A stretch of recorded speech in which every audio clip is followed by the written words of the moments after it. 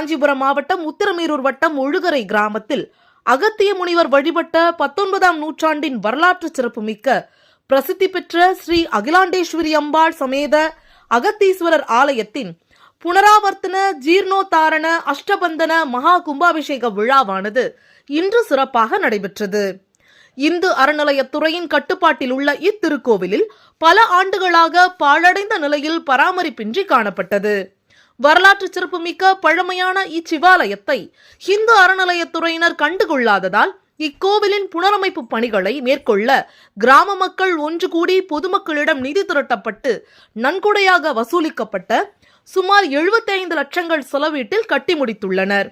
இத்திருக்கோயிலில் ஆண்டுதோறும் மாசி மாத சிவராத்திரி அன்று ஏராளமான பக்தர்கள் தங்கள் நினைத்த காரியம் நிறைவேற வேண்டி பல்வேறு நேர்த்திக்கடனை செலுத்தி வழிபாடு செய்கிறார்கள்.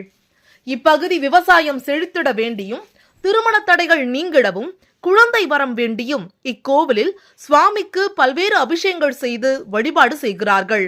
பிரசித்தி பெற்ற இக்கோவிலை அப்பகுதி மக்கள் ஒன்றிணைந்து நன்கொடை வசூலித்து புனரமைப்பு திருப்பணிகள் நிறைவடைந்துள்ள நிலையில் இன்று அஷ்டபந்தன மகா கும்பாபிஷேக விழா சிறப்பாக நடைபெற்றது.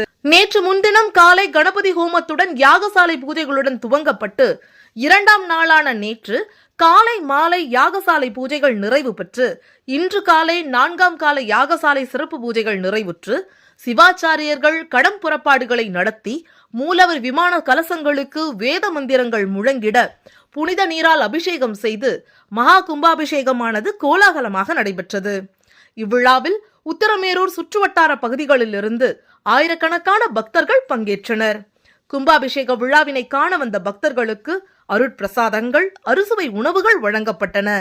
கும்பாபிஷேக விழாவிற்கான ஏற்பாடுகளை கோவில் தர்மகர்த்தா குமார், ஊராட்சி மன்ற தலைவர் கிருஷ்ணவேணி, வடிவேலு, முன்னாள் ஊராட்சி மன்ற தலைவர் ஓவி வரதன், சிவாலய மகளிர் வார வழிபாட்டு மன்றத்தினர், விழா குழுவினர் சிறப்பாக செய்திருந்தனர்.